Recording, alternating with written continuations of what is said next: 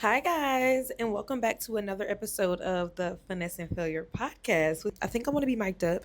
This is actually completely different for me because I said I wanted to be consistent with my content creation journey for 2026 and being intentional about what I do. And I am literally on a cruise to the Bahamas with my family, which is so crazy because this will be my first family trip with them in my 28 years, as well, episode one of what life is teaching me.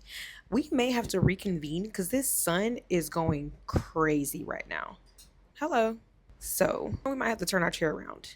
No, I think it'll be fine. Let's see how it looks. So there are five things that life has been teaching me in 2025, and going into 2026, these are the lessons and the blessings that I wanted to go over with everyone.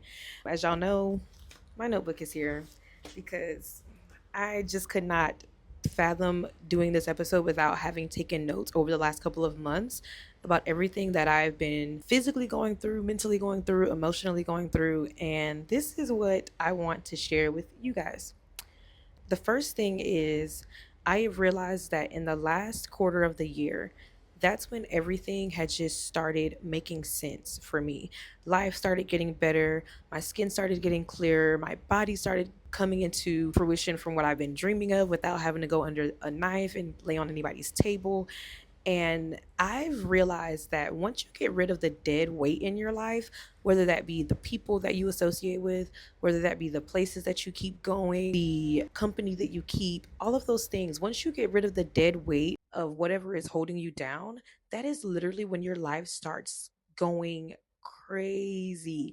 I got a new car. I'm moving to a new city. I got two new jobs. Life is literally blossoming right before my eyes. And I really just had to let go of some of the people that I used to hold so dear to my heart, some of the relationships that I allowed to just eat at me for the longest, and some of the places that I knew I should not have been in the first place. I let all of that go because I knew one, either it was going to be for me and it was going to be benefiting me, or it wasn't benefiting me and I had to let it go. You have to let go of whether the dead weight is a person in your life. It could even be family members. It could be people that you see every single day. Letting go of the dead weight in your life is the number one hack to creating the life that you not only deserve, but the life that you want to live. The second thing that I learned this year was some people cross your path to show you where you are, and some people cross your path to show you who you are. Because where you are in your journey, whether that's growth, religion, business, finance, whatever it is, there's someone that has come across your path to show you exactly where you are in life and either how much more growth you have, how much you have already grown, or where exactly you are standing with your 10 toes down and where your journey is headed. And then some people come into your life to show you who you are, whether that's your character, whether that's your kindness, whether that's your emotional maturity, whether that's your mentorship, whether that's you being a leader. They come into your life to show you who you are, not only to prove to that person who you are, but to prove to yourself who you are. I've had so many people bounce in and out of my life over the years, but over the past year, I've had three people come into my life that I genuinely think came into my life to show me who I was as a person and where I no longer am. And that for me made the biggest difference for the shift and the pivot that I've had in my life in the last 3 months. And those people are always going to be invaluable to me. One of which I categorize as someone in my circle that I had to let go of because they were dead weight for me, not because I don't believe that this person could possibly be a good person, but because they no longer served a purpose in my life. And I had to be okay with letting them know, but also being okay with letting them go. So figure out who those people are in your life that are showing you where you are on your journey, but also figuring out who those people are that are showing you who you are as a person.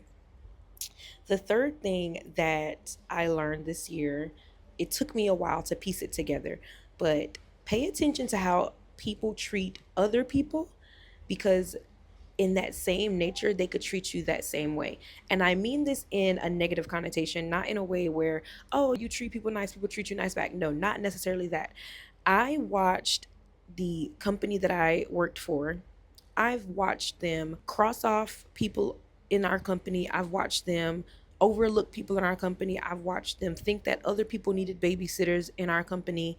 And in my mind, I thought that couldn't be me. For some reason, it didn't cross my mind. That could also happen to me. That could be me as well, which again, crazy for me to think that it couldn't happen to me. I'm literally that delusional, guys.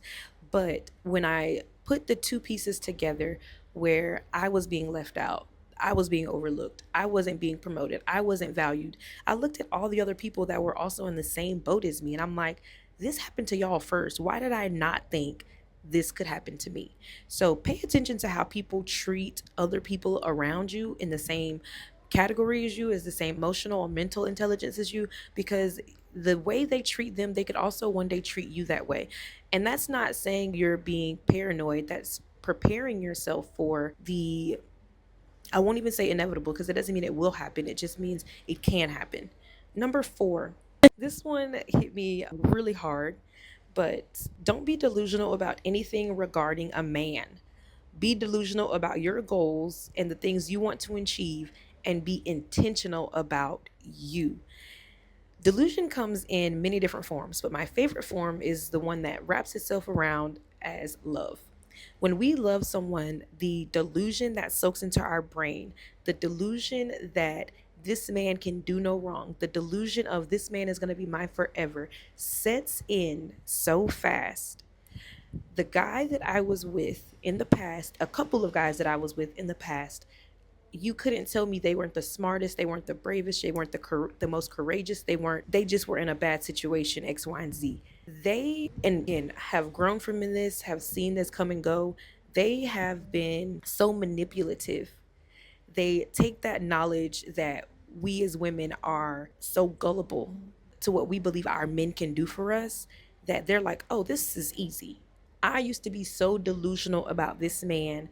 You couldn't tell me he could do any wrong. He didn't tell me that because he didn't want me to succeed. No, he told me that because he knows better. He did not know better. He doesn't know better. I'm just choosing to believe that. And then the fifth thing that I learned this year was focusing on too many things at once will muddy the water. Everyone knows when you go fishing, or not even fishing, when you go and you throw a pebble in the water, it disturbs the water. When you walk on the beach, the sand on the bottom starts to come up and it muddies the water. You don't want to muddy the water, muddy your intentions, muddy your goals. You want all of that to stick through. So, focusing on one goal, focusing on achieving one thing. You don't want to have 17 businesses that you're trying to run. You don't want to be focused on 17 different charities that you want to donate to. You want to be able to go in with a clear mind and not have 50 other things running through. So, for me, that meant closing 2 of my businesses. For me, that meant hiring more people to help me run those businesses in the back end instead of me trying to do everything for everyone at the same time.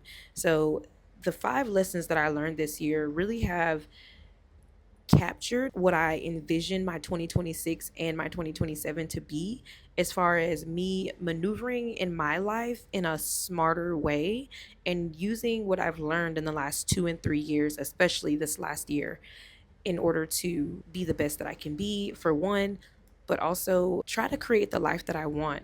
Because these last 3 months, if this is any indication of how I can live, I'm no longer going to be making any sacrifices. I'm no longer going to be changing my mind or settling. I'm not settling for anything. So I hope these lessons also help you, because, but two, I hope to see you guys in episode 2 of season 4, how we are going to be rebranding and rebuilding our life and what that looks like. Bye, guys.